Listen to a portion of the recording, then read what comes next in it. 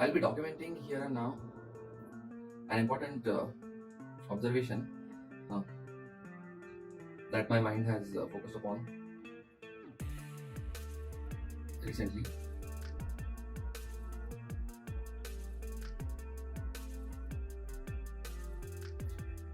People, everybody, irrespective of whether they have calculated their net worth or they have not calculated their net worth, they have certain amount of net worth.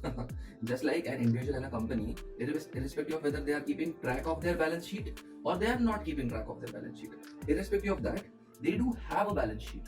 Okay, they do have an income statement, whether it has been documented, well accounted for, well audited, well composed, what to include in the income statement and the balance sheet, what not to include, what types of assets they are, what type of like do they have a cash flow statement or not, etc. So irrespective of whether people know it or not, they have a net worth. Their companies have a net worth. All companies have a net worth. Irrespective of how, what measures or means we use to calculate the net worth, companies and people do have net worth. They have balance sheets and they have income statements and they have cash flow statements, irrespective of whether they are being documented and accounted for or not.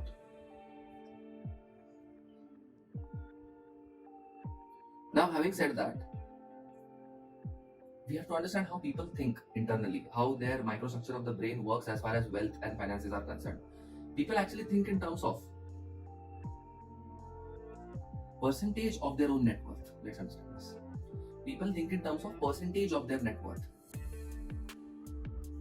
Some of my education services companies, we have experienced that people sometimes are not willing to pay even $5,000, let's say, for the education services that we provide. And sometimes people are even willing to pay $1 million for the education services that we provide. What is happening here? Like, why is there such a dichotomy in the market, essentially? What is happening?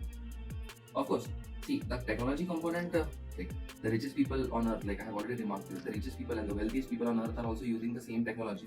They have access to the same cloud computing infrastructure. They have access to the same processors, let's say. Same tablets, same laptops, same processors. As long as you are on the higher end of the spectrum, technology is not really making a difference. Then why is there a dichotomy and why is there a huge distribution in the amount of cost that is needed for certain services, let's say Medicare or education or things like that? It is the human component that is making a difference. The best neurosurgeon or the best open brain surgeon or the best heart surgeon is going to charge much multifolds more than the worst, let's say. Similarly, the best teacher, wherein concentration of students is happening towards that particular teacher, is going to charge much more than, let's say, the worst possible teacher for any given subject. So human services is where the differentiation in the cost is occurring. Let's understand this. Okay, so why is it that some people are not even willing to pay $5,000 and some people are willing to pay up to $1 million for a 2-year course? Why is that? Why is this happening? Like, what's happening over here? Well, people think in terms of percentage of their net worth. So let's say, generally speaking, families are giving 5%, up to 5% during the peak years of education, up to 5% of their net worth they can potentially dedicate towards education, because education is a form of investment and that can lead to high returns on investment in the future, potentially, if it is well leveraged and well salvaged. So people think in terms of percentage of their net worth. Now what this means is, if somebody has a very high amount of net worth and let's say $1 million is up to 3, 4 or 5% of their net worth, they wouldn't hesitate in spending $1 million to get the educational outcome that they actually desire and please. But if $5,000 is far beyond the net worth of that particular individual or far beyond the current cash flow situations and circumstances of that particular individual, then in that case they'll hesitate to spend on education. And now, if we understand that people think consciously or subconsciously in terms of net worth, service-oriented businesses can leverage this idea and understand this better in order to better price their services. Also, another thing, when human services are involved, you cannot really have a flat rate and still satisfy the customer on a global scale, because different humans will require different amounts of compensation as they are providing their human-based services, and you have to have, or one needs to design a differentiated scale on which people who think they deserve more have a chance to earn more. People who think that they deserve less have a chance to earn less, or whatever is the amount that everybody deserves. It has to be kind of an open market scenario wherein, like, this is the amount the teacher thinks he or she deserves, or the neurosurgeon or the open heart surgeon or the lawyer or the doctor, etc. according to their expertise, according to the previous amounts that they have reserved, received on a per hour basis or per unit time basis, according to their own understanding of their own expertise as well as their own understanding of the market demand of their skill set. According to that, if you do not provide you as a business, I mean to say, if a business does not provide that particular demanded per hour rate, then in that case there is going to be a lot of dissatisfaction that will happen or that will creep up amongst these people. So there has to be direct market connection to whatever these experts, let's say, of information products or brain microstructures, like a teacher is an expert of the brain microstructure, or doctors who are experts of the human biology, or lawyers who are experts of the legal system in human sociology, etc. Whatever they are used to earning, and hence they internally feel that this is the per hour rate that they deserve. Whatever, whatever they think they deserve, if it is not provided to them, it is kind of like they'll get a feeling of injustice happening against them, essentially.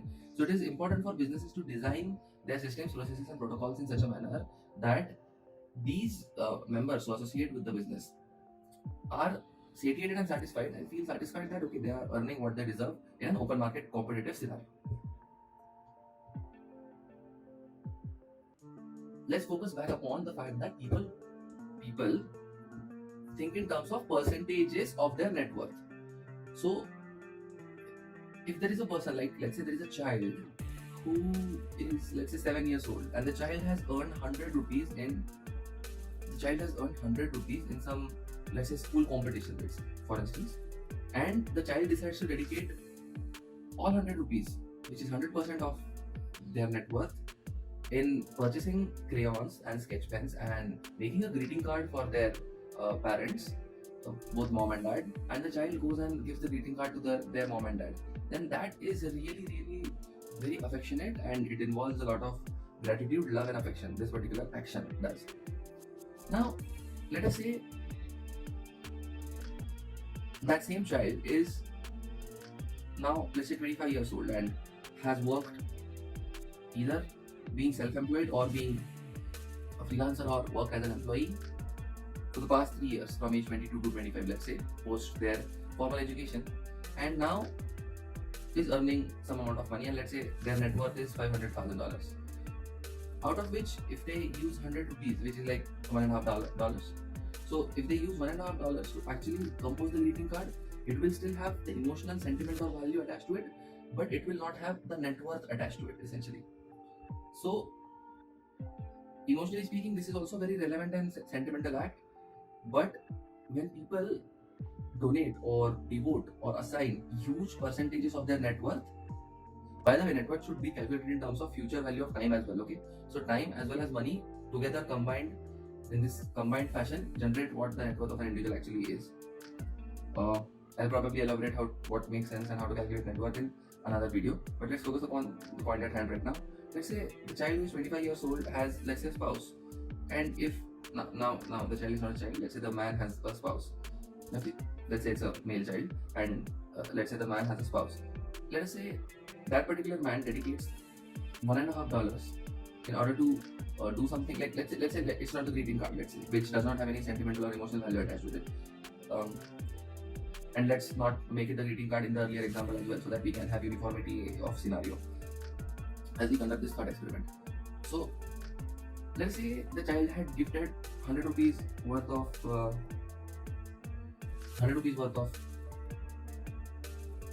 let's say the child felt that mom and dad would like to paint, and the child actually gave 100 rupees worth of crayons and paint brushes, etc., and painting canvases, let's say, to mom and dad, okay?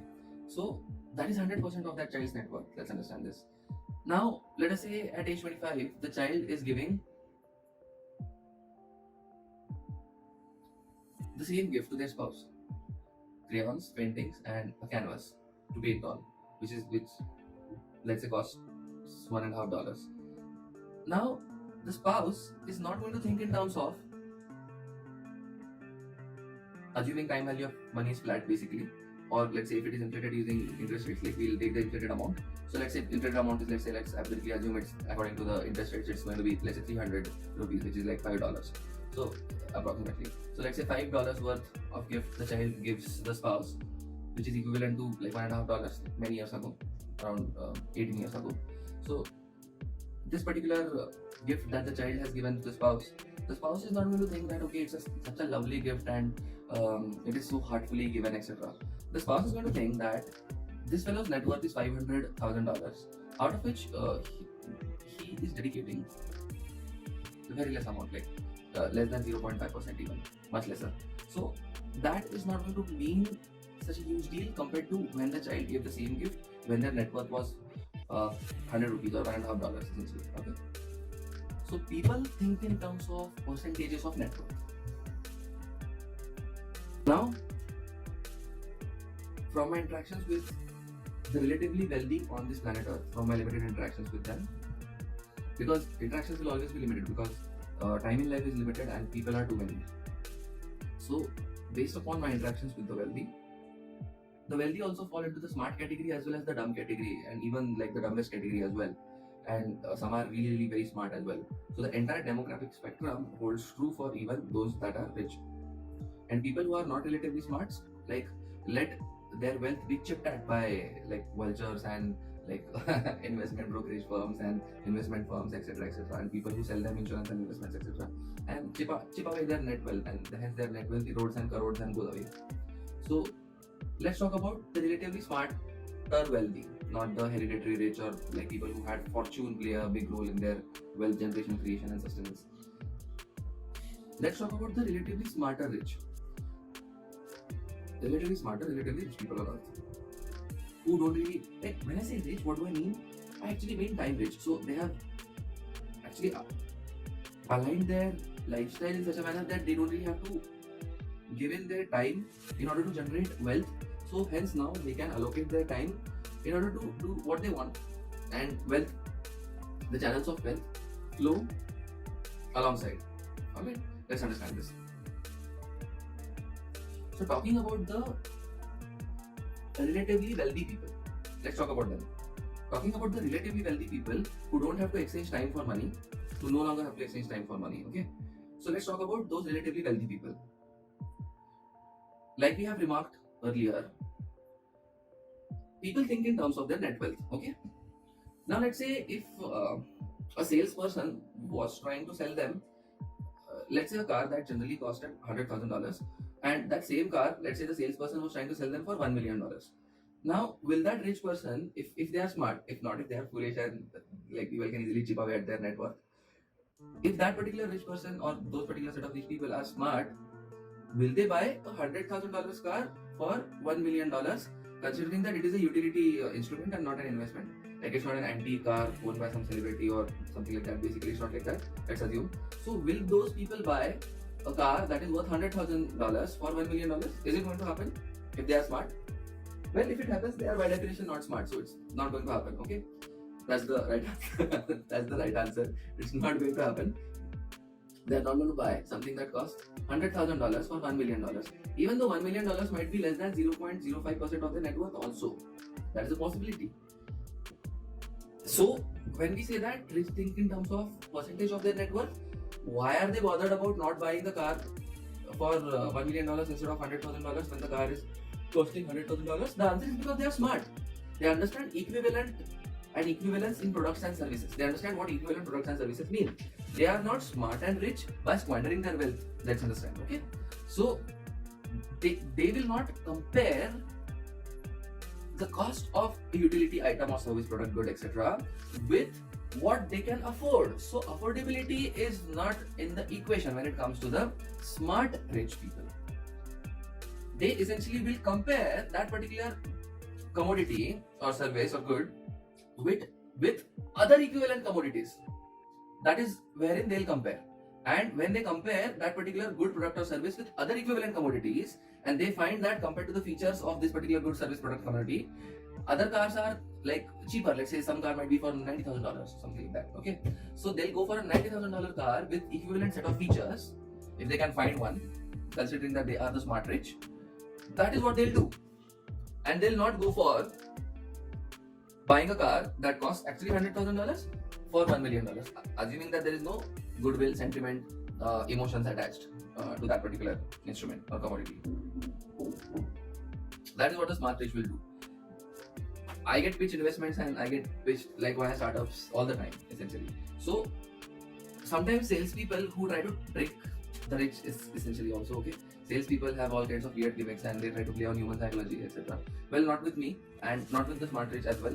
So if somebody is smarter, then the way in which we talk with the salespeople is this: that this particular good and service is costing me this much, and there is this competing good and service that is costing this much, and there is this again competing good and service that is costing this much. Okay, now you tell me, what is it that your good service product has that this does not have?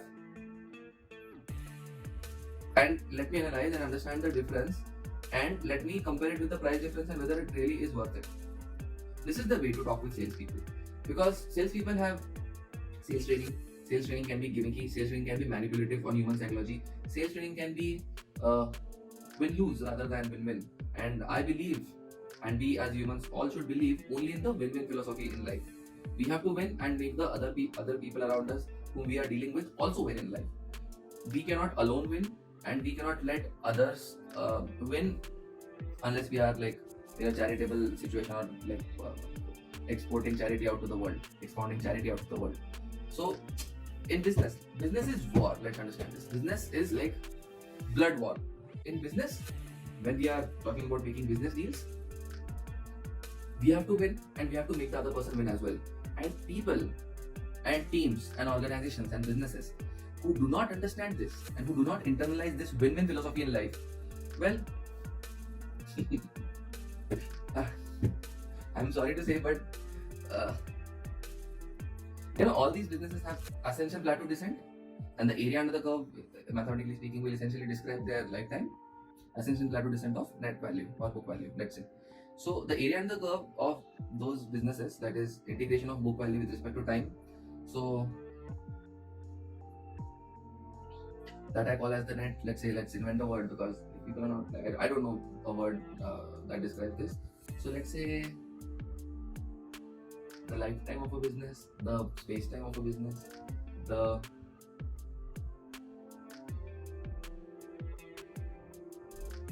eighth house of a business,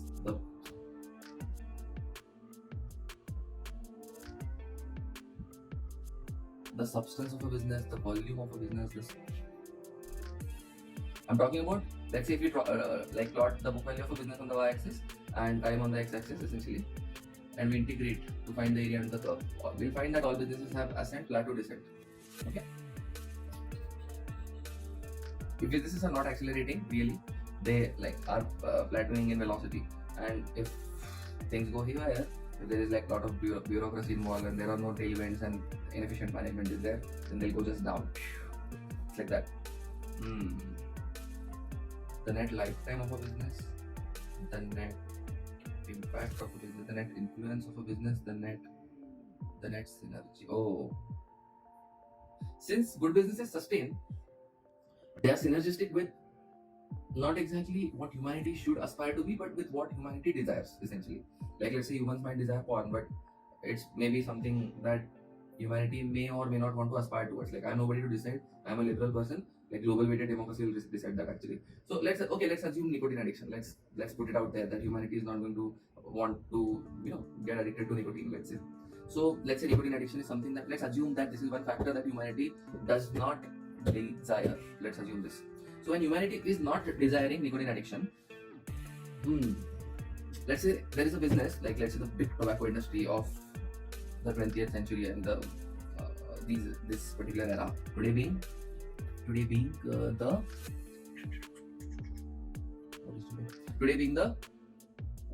it's either 23rd or 24th Jan 2021. So one of these 2 days. So today being either 23rd or 24th of Jan 2021.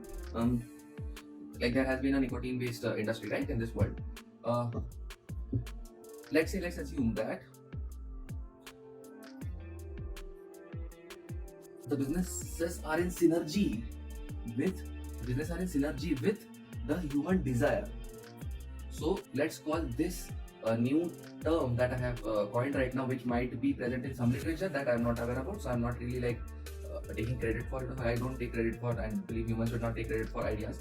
Like, ideas reign supreme, because my microstructure of the brain has also been influenced by the data that I have had from humanity. like I have ingrained and processed from humanity. So who knows from where the idea is generated essentially. Again, coming back to the point, let's say integration of book value versus time. Let's say we integrate book value versus time, and the area under the graph we call as the synergy of the business with human desires, not with humanity's aims. Okay, humanity's aims and human desires might be like there might be some intersection set, and there might be some certain disjoint parts as well in those two sets, humanity's aims and humanity's desires. All right. So let's talk about the net synergy of a business. So the net synergy of a business will be less if the businesses don't think in a win-win manner. Let's understand this. Very important to understand. Okay. So let's recapitulate the concepts that we learned in this particular video. First, we learned about like how people think in terms of percentage of their net worth. Second, we learned how I particularly, anecdotally speaking, but I think it's the right way to go, and if people can critically think about it, human critical thinking reaches the correct outcomes. I have that belief, assuming that they really do critically think. When we do critically think, we reach that particular conclusion or outcome.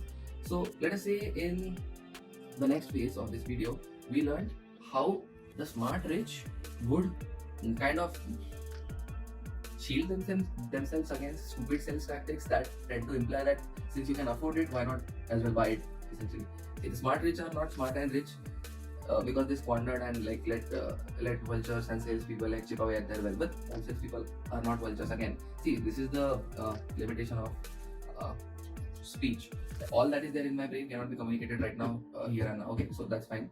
And then we understood the concept of being win-win as a business or an individual in general in life. And if we are not win-win, then the net synergy, which I define as integration of book value over time, area under the curve. The net synergy essentially of that particular business or individual with human desires and not with humanity's aims. The net synergy will be short-lived if businesses don't think win-win with respect to everybody involved. As always, I would like to wish one and all light speed.